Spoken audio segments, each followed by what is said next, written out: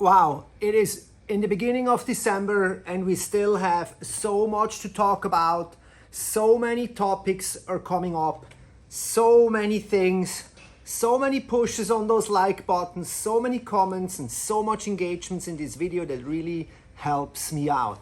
Well, I don't know if you guys paid attention, but last weekend was quite something going on, and I want to stop first by the Paris Nautic SUP crossing and then move over into the last paddler standing, two kind of vastly different SUP race formats, but yet very attractive and definitely worth the while talking about. And the Nautic SUP crossing of Paris, it doesn't really need to be introduced here. The race dates back further than 10, 12 years. In fact, if you look at my website, the earliest entry on that race was back in 2011, where we had so many pioneers were paddling. So it's really worth the while to kind of dig back to those years and see the names of the people that are in it. And just amazing to see how this race has grown. When we were counting over 700 hobby paddlers, the elite class was nearly 60 people deep, and the APP, who has used the Paris paddling as a platform for the last several years, also counted nearly 40 paddlers. So overall, I would say there was probably nearly 1,000 people that were there. How amazing is that? And one thing that comes to mind for me the most is, as soon as you make a paddle race all-inclusive and make it kind of like a big event, the turnouts are just unbelievable. When you mix the elites with the hobby paddlers and everybody can come, it is so great to see how many people are showing up despite frigid temperatures. So it's really cool to see. We had, of course, the results. You can look those up on our website. This is not really what this video cast is about. It's more about the participation and the format.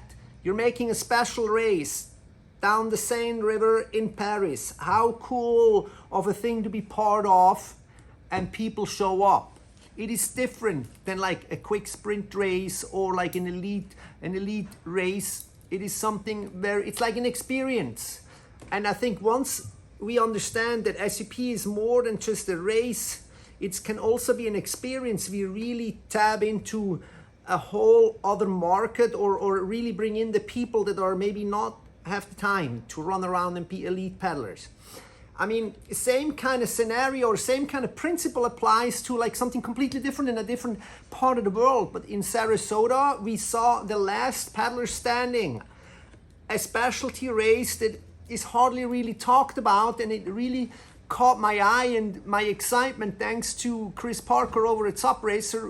Hopefully we're gonna have an episode about it where we talk more, but the stories that I heard are coming out of it, I mean, like insanity. 1 hour for a lap, and that's how long you get, and 48 laps, 48 hours. Paolo Marconi from Italy was paddling 48 hours straight.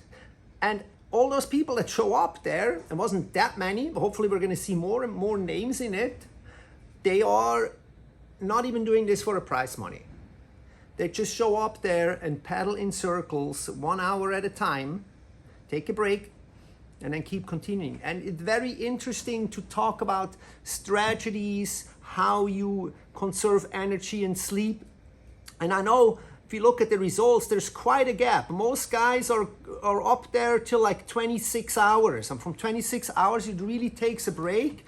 And then the next 5 guys are 40 hours and up. But there's a big 14-hour gap in between. And the people who are doing these kind of things are hardly ever talked about. Those are canoe ultra paddlers. There are people that have not done some sort of expeditions, but we don't hear about them. We don't hear their stories much because we live in such a SUP race bubble that these kind of races bring out more of those stories. And what would be really cool for me to see in the future is if we can somehow merge one of those races, one of those specialty races with more elite paddlers.